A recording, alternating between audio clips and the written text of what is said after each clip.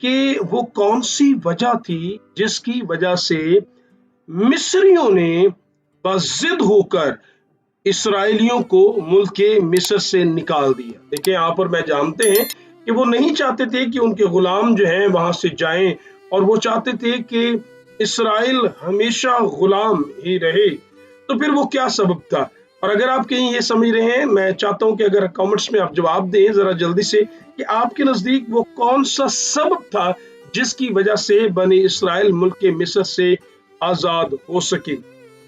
آخرکار تو یہ خداوند کا ہی ہاتھ تھا، یہ بات تو درست ہے، لیکن وہ ریزن، وہ سبب کیا تھا جس کی وجہ سے اسرائیل جو ہے وہ آزاد ہوا اور مصری خوف زدہ ہو گئے اور بضد ہوئے کہ اسرائیل یہاں سے چلا جائے۔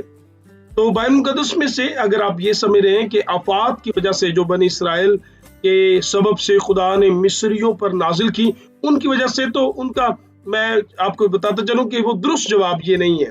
بائبل مقدس میں ہاں لکھا ہے کہ وہ پہلی آفت جو خدا نے مصریوں پر نازل کی وہ یہ تھا کہ وہ مصر میں جتنا بھی پانی ہے، کلام کہتا ہے وہ خون بن جائے، چاہے وہ دریاؤں میں ہو، جھیلوں میں ہو، تالابوں میں ہو، یہاں تک کہ لکڑی کے اور پتھر کے برتنوں میں بھی۔ مقدس کلام کہتا ہے اس کے بعد خدا نے مینڈکوں کو بھیجا، اور وہ مینڈک جو ہیں وہ ہر جگہ پر پھیل گئے، یہاں تک کہ ان کے کچن تک، تندوروں اور آٹا گوندنے کے برتنوں تک میں مینڈک نظر آئے۔ تیسری آفت کلام کہتا ہے خدا نے تمام تر ملک مصر پر جو ہے اس کے گرد کو جوئیں، کیڑے ایک طرح سے جو ہے وہ بنا دیے، اور وہ تمام تر مصری جو ہے، مصریوں کے چوگرد جو ہے ہمیں نظر آتے ہیں کہ تمام تر اسرائیل اور مصر کی حدود میں ہمیں مقدس کلام کہتا ہے وہ نظر آتے۔ اور مقدس کلام کہتا ہے اس کے بعد فرق یہ ہوا کہ وہ علاقہ جو جشن کا تھا وہاں پر خدا نے پھر آفتیں نازل نہیں ہونے دیں، اور باقی تمام تر مصر میں نافذ ہوئے۔ اور چوتھی آفت کلام کہتا ہے کہ خدا تمام تر مصر میں جو ہے وہ مچھروں کو لے آیا۔ اور اس کے بعد مقدس کلام کہتا ہے پانچویں آفت خدا نے ان کے چوپایوں پر ہاتھ بڑھایا اور ان پر بڑی بھاری مری بھیجی۔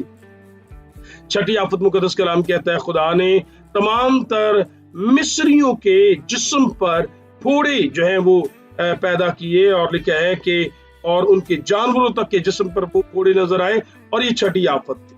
لیکن ان آفات، ساتویں آفت کلام میں لکھا ہے آسمان سے اولے برسے اور درختوں کو اور فصل کو بڑا نقصان پہنچا۔ لیکن ان آفات پر بھی کلام کہتے ہیں کہ مصریوں نے اسرائیل کو جانے کی اجازت نہیں دی۔ فرعون بضد تھا، وہ ڈٹا ہوا تھا کہ میں انہیں جانے نہیں دوں گا۔ آٹھویں آفت کلام میں لکھا ہے کہ خدا تمام تر مصر پر ٹڈیوں کو لے آیا، اور اس کے بعد مقدس کلام میں تحریر ہے۔ نویں آفت کلام میں لکھا ہے ایک گہری تاریکی، 3 دن تک تاریکی ہوئی، اور پھر 10ویں اور آخری آفت یہ تھی کہ لکھا ہے مصر کے تمام تر چوپایوں اور بادشاہ فرعون اور تمام تر غلاموں تک کے پیلوٹوں کو خدا نے ہلاک کر دیا۔ اور مقدس کلام میں لکھا اس رات کیا ہوا، ٹھیک ہے، اور فرعون اور اس کے سب نوکر اور سب مصری رات ہی کو اٹھ بیٹھے، اور مصر میں بڑا کورام مچا، کیونکہ ایک بھی ایسا گھر نہ تھا جس میں کوئی مرا نہ ہو۔ تب اس نے رات میں موسیٰ کو اور ہارون کو بلوا کر کہا تم بنی اسرائیل کو لے کر میری قوم کے لوگوں میں سے نکل جاؤ، اور جیسا کہتے ہو جا کر خدا ان کی بات کرو، اور اپنے کہنے کے مطابق اپنی بھیڑ بکریاں گائے بھی لیتے جاؤ، اور میرے لیے بھی دعا کرنا۔ لیکن یاد رہے اب انہیں جانے کی اجازت کیوں دی؟ پہلے تو وہ بار بار پھر جاتا تھا، لیکن اس بار جانے کی اجازت کیوں دی؟ کیونکہ جب ان کے پلوٹے مرے تو مقدس کلام میں آگے لکھا ہے اور مصری ان لوگوں سے بضد ہو کر، لکھا ہے بضد ہو کر ہونے لگے تاکہ ان کو ملک مصر سے جلد چلتا کریں، کیونکہ وہ سمجھے کہ ہم سب مر جائیں گے۔ میں آپ کی توجہ اس لفظ پر دلوانا چاہوں گا، کیونکہ وہ سمجھے ہم سب مر جائیں گے۔ انہیں ایسا لگا، اپنی موت جب دکھائی دی تو زندگی سے انسان پیار کرتا ہے، کلام میں لکھا ہے اپنے آپ کو جیتا رکھنے کے لیے انہوں نے ان کو آزاد کر دیا۔ ہاں پیلوٹے مرے، لیکن وہ سمجھے کہ جس خدا نے پیلوٹوں کو ہلاک کیا وہ ہم پر بھی ہاتھ بڑھا کر ہمیں ہلاک کرے گا اگر ہم انہیں جانے نہیں دیں گے۔ तो अपनी जिंदगी को महफूज रखने के लिए, अपनी जान बचाने के लिए उन्हें जाने दिया। तो ये जिंदगी तो मुख्तसर है, 70-80, और फिर इंसान वापस आंख में लौट जाता है। लेकिन याद रहे, इंसान जिंदगी को बचाने के लिए देखिए क्या कुछ करता है। मिस्री जो उन्हें जाने नहीं देना चाहते थे, जब उन्हें ये लगा हम मर जाएंगे, तो कलाम में लिखा है उन्हें जाने दिया।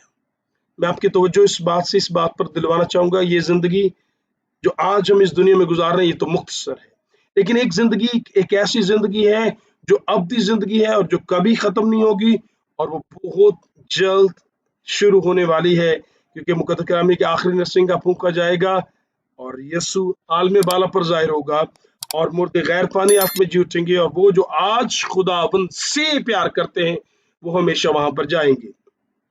लेकिन ये कौन वहां पर जाएगा, कौन आसमान में हमेशा तक जीता रहेगा? याद रहे, मुकद्दस कलाम कहता है जिसके पास, मुकद्दस यूहन्ना का पहला खत लिखा है, जिसके पास बेटा है, जिसके पास खुदा का बेटा यस्सु है, उसके पास जिंदगी है, और जिसके पास खुदा का बेटा नहीं, उसके पास जिंदगी भी नहीं। इंसान इस जिंदगी में रहते हुए बड़ी तगोदो करे। कलाम कहता है इंसान सारी दुनिया हासिल करे और अपनी जान का नुकसान करे तो उसे क्या फायदा? तो मैं आपकी तवज्जो इस बात पर दिलवाना चाहूंगा कि अगर इस दुनिया में रहकर हमने बहुत कुछ पाया, लेकिन अगर अब्दी जिंदगी का नुकसान किया तो ये घाटे का सौदा है। लेकिन अगर हम जिंदगी पाना चाहते हैं तो जिंदगी का एक ही रास्ता है, और वो खुदा का बेटा यीशु है, जिसने अपने आप को हमारे लिए दिया ताकि हम उस पर ईमान लाकर हमेशा की जिंदगी पाए। काश इस पैगाम से हम समझे, यीशु के पास आए, उस पर ईमान लाएं और हमेशा की जिंदगी पाएं। खुदा आप सबके साथ हो।